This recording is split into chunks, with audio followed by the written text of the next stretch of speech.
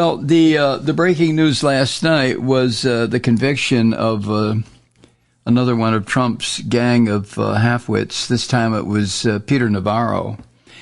I believe he's a doctor, right? He was convicted of contempt of Congress for refusing to cooperate with a congressional investigation into the attack January 6th on the Capitol, engineered, organized, and run by Donald Trump in an attempt to overthrow the government of the United States and establish himself, Donald Jesus Trump, as this country's forever until he croaks dictator.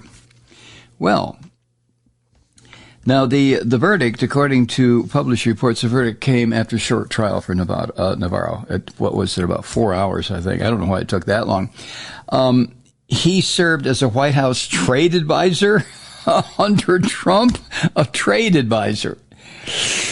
Oh, and later he became another one of these insane maggots who were promoting the Christian demon claim of mass voter fraud in the 2020 election that Donald Jesus Trump lost. Now, Navarro becomes the second scummy Trump associate to be convicted of contempt of Congress charges. The last one was the dumpster dweller Steve Bannon. Bannon was convicted of 2 counts, and he was sentenced to 4 months behind bars, but the dumpster dweller has been out on bond, I guess, pending his appeal. I mean, how do you appeal something when you're ordered by Congress to show up and you don't show up?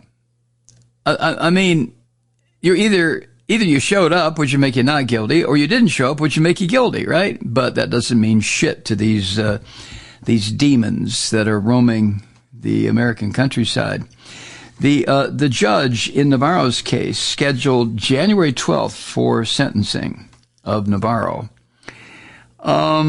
Now, they're both misdemeanor contempt of Congress charges. However, each count is punishable by up to a year in prison. Now, I think it's a foregone conclusion that Judge Mehta is not going to sentence this miserable son of a bitch to 2 years in prison, although he could. But whatever the sentence is, it is a forever mark on Peter Navarro's record that he had so little respect for this country. He had so little respect for democracy that he was a willing partner in an attempt to destroy this country and democracy. I hope you suffer, you son of a bitch, to whatever degree the cosmic hoo-ha may decide to punish your ass. Anyway, the defense attorney, you got to hear this. The defense attorney, a guy named Stanley Woodward, tried to get a mistrial. And he based his claim of wanting a mistrial on the fact that the jurors had taken an outdoor break near where protesters and media regularly gather outside the courthouse.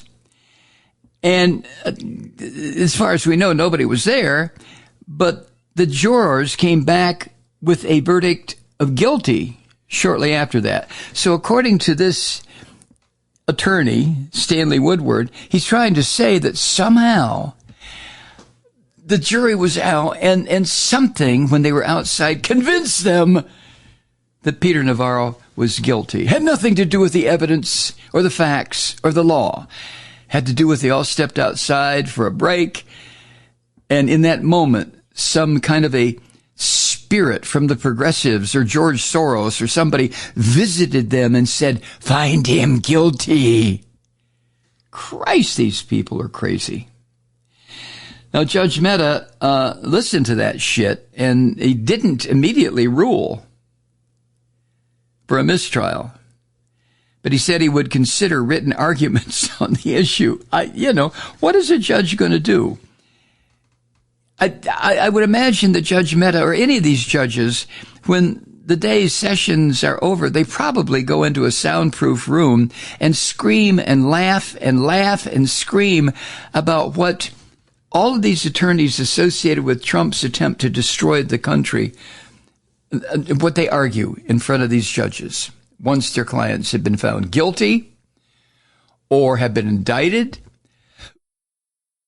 I mean, wouldn't you? I would.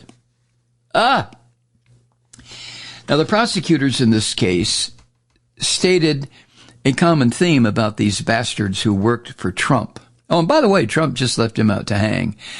Trump could have pardoned him when he asked for it. Trump could have helped him pay his legal fee. Trump doesn't do that shit. The only person in the world is Donald Trump, as far as Donald Trump is concerned. Everybody else can fuck off. He doesn't care. But prosecutors said Navarro acted as if he were above the law when he defied a subpoena for documents and a deposition from the House J6 committee. Remember? God, that seems like a lifetime ago, doesn't it? He was above the law. Well, his Lord and Savior, Donald Jesus Trump, is above the law, has been all of his miserable, rotten, useless life. And he's passed that on to his fucked up adult children. I don't know about the youngest one. So why wouldn't people who work for Donald Trump figure that they're above the law too, right? Now, a defense attorney for Mr. Navarro said that Navarro didn't purposely ignore the J6 committee subpoena. Navarro instead told his staff people, remember he was a trade representative, Navarro told staffers to contact Trump about what might be protected by executive privilege. But then Trump just let him hang. Trump doesn't give a shit about people. How long will it take these crazy bastards to realize that? Unless they all just want to be martyrs for the Trump cause. Jesus. Now, a judge has ruled that this executive privilege bullshit, which is nowhere in the Constitution, it just doesn't exist. It has come about because of privilege or something. I don't know how it came about, but it's damn sure not in the Constitution. But a judge has ruled that executive privilege argument isn't a defense against charges like this. And that judge found that Navarro couldn't show that Trump had tried to invoke executive privilege. Now, of course, it would have been up to Joe Biden to grant it. But Trump could have said, yes, I claim executive privilege for my little puppet, Peter Navarro. Isn't he a funny-looking little man? Watch him squirm, huh? End quote, Donald Trump. But one of his attorneys said prosecutors hadn't proven that Navarro acted willfully or only out of loyalty to Trump. Well, by God, enough was proven that the jury found this miserable bastard guilty. Huh? Anyway, Woodward said, quote, "Do we know that his failure to comply beyond reasonable doubt wasn't the result of accident, inadvertence, or mistake?" A mistake. Which, if you'll remember, this is what a lot of these proud pricks and these militant son of a bitches who use force and result in people dying on the attack on the Capitol. That's what so many of them are saying. Oh, I made a mistake. Oh, I am so sorry, Judge. Oh, please don't beat up on me. Listen to my girlfriend and my mommy and my daughter. Listen to them plead for me. Jesus Christ. These are revolutionaries. These are punks. And whiny punks at that. Now, in the Navarro case, prosecutors said Navarro should have handed over what material he could and flagged any questions or documents believed to be protected under executive privilege. That's all he had to do. But no. And the prosecutor said that much of the material the committee was after was already publicly available anyway. So Navarro was doing exactly what the bastard Donald Jesus Trump was telling him to do.